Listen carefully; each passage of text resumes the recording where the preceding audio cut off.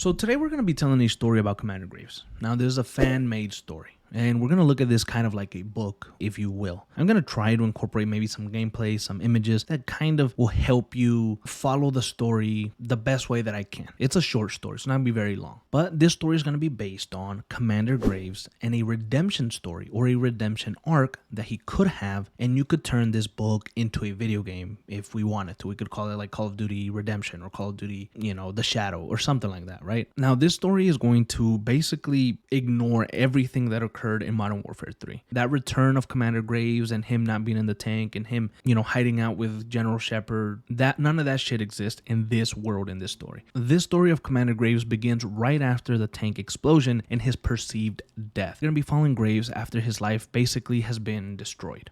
Now, before we begin, I'd like to say that this story might be a little rough around the edges, but I just thought it would be pretty cool to explore a different avenue. So this is the story of Call of Duty Gray.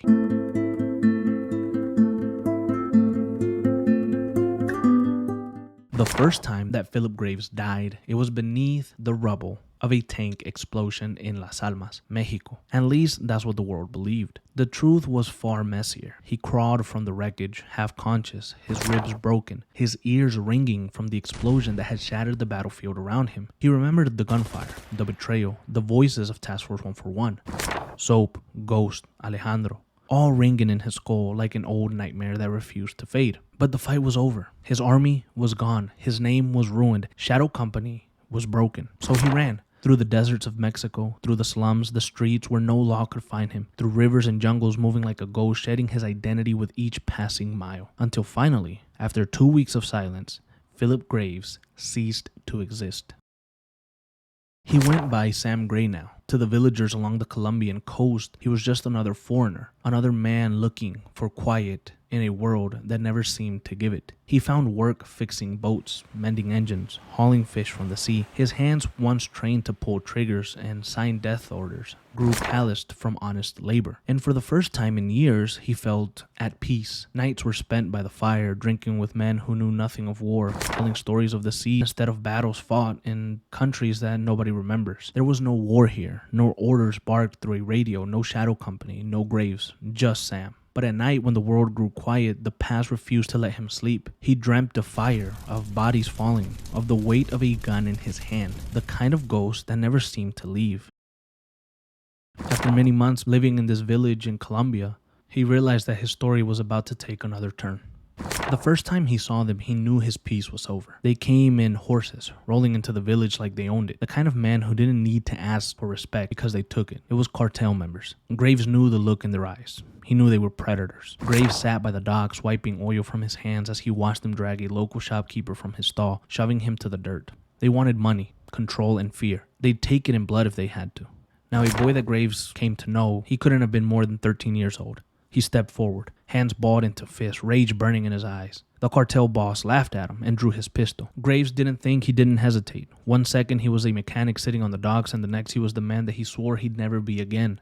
The pistol in his waistband came up in a single motion, one shot. The first cartel soldier dropped, a bullet through his skull before his finger even touched the trigger. Then his world exploded. Gunfire, screams, people running for cover.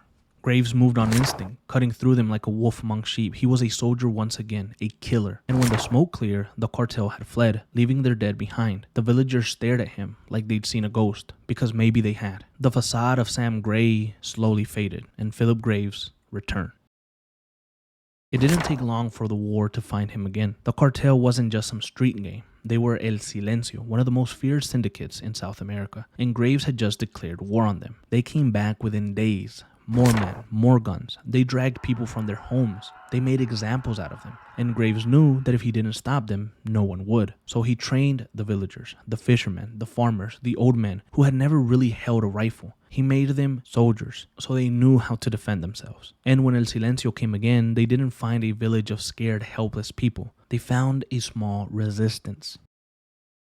For months they would fight. They would ambush cartel convoys. Graves moved quietly, striking where they were weakest, tearing them apart piece by piece. El Silencio's leaders would scream for his head, but they couldn't kill a man who was already dead. The villagers called him El Lobo, the wolf, because no matter how many times they tried to hunt him down, he always came back. But war has a price. And for every battle won, the cartel grew more desperate until one night they came with everything they had. Dawn would break over the village. The air was thick with smoke, the scent of gunpowder hanging like death. Graves stood at the barricades, rifle in hand, eyes fixed on the jungle beyond. He knew they were coming. He could feel it. And when they came, it was like a storm. Dozens of them, trucks, machine guns, grenades. The battle was brutal. People that he had fought besides for months, friends, they fell one by one. But Graves never stopped, never slowed. He tore through them with the kind of precision that only came from years of war. And when the dust settled, there was only one man left standing, the cartel boss of El Silencio. He would lay at Graves' feet, bleeding, barely able to lift his pistol. Graves raised his own gun. This was it. This was the moment. Everything that he had been, every sin that he had committed, it all led to this. Would he pull the trigger? Would he prove that no matter how far he ran, he was just still a killer? Or could he let it go? In the end, Graves took the life of the cartel boss. But this time he didn't kill for greed or for any other vile thing. He killed to save people. The sun would rise over the ruins of the battlefield. The village still stood, however. Graves stood at the edge of it, looking out towards the sea. For the first time in his life, there was no mission left. No war to fight. No shadow company. No Philip Graves. Just a man. And for the first time, that was enough.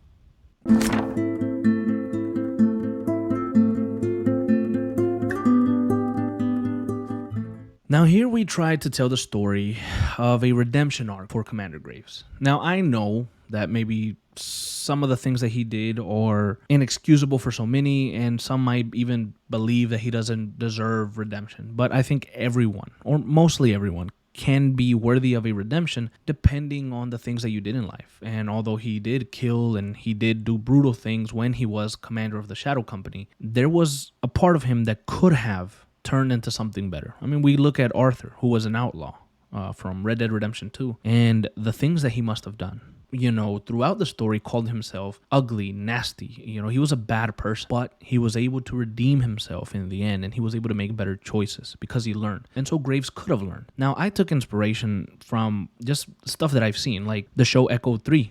That takes place in a village in Colombia, I believe, or Venezuela. And it's just, I took a lot of inspiration from that setting. Like I kind of wanted Graves to be in that setting where he dealt with maybe a militia, maybe a cartel or something like that. I took inspiration obviously from like Rambo, like a one-man army taking out a bunch of people to save one person or to save a village. So yes, of course, we get inspiration from different things. And I thought if I could tell a story like that, let's put Graves in a setting where he is seemingly at peace. He is seemingly being a better man. And then all of a sudden, you know, he's trying to forget his nightmares and everything that's going on, but he can't fully get rid of it. It kind of still lives with him. He's trying to live this new identity. Well, somebody comes, these cartel members, they start killing people. They start doing stuff. And he is forced to come out. He is forced to kill again. He is forced to, you know, go into his training, and he starts saving people this time. You know, a person that he thought he could never be this. Now he starts saving people. He starts doing these things, and it really brings to light a different part of Commander Graves. And I think personally, maybe because I like the character so much, that this could have been something that could have happened. This could have been something truly that could have happened, and I would have loved to see this. Now I know, very far-fetched for us to get a video game around this type of scenario. This could have been a wonderful game. It could be extended for a 12-hour game, 15-hour game, whatever, and just really, you know, make it like really tactical, and it would be cool.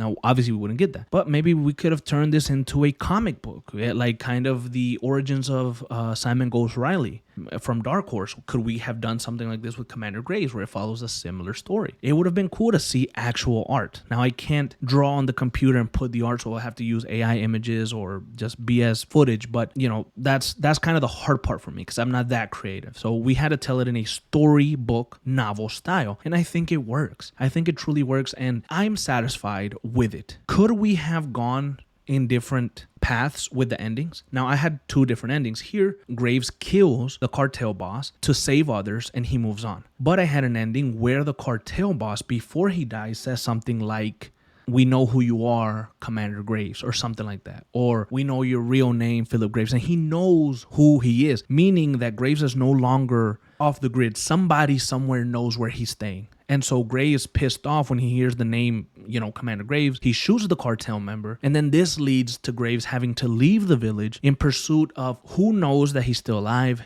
What is he going to do about it? So now he has to face his demons, right? He was able to overcome some of the bad things that he did, but now in a sequel to this book, he would have to face his demons. And that's kind of where I was at, but I didn't want to extend this story. I didn't want to make another part because I don't know how this one's going to be received. I'm not even sure if people are going to like it. So I just thought, let's give this a proper ending. Now, if you guys are interested in potentially following a story where we alter the ending of this one, and now Commander Graves has to go out and find and face everything that he did in this new way with this new look on life, right? I think that would be really cool. I just was thinking the other day and this kind of idea came to mind, so I wanted to bring it out. If you're a fan of Commander Graves, if you're a fan of the Shadow Company, you might enjoy this. So please let me know your thoughts, what you would do, what you would change, how you enjoyed it, and I'll catch you guys in the next one.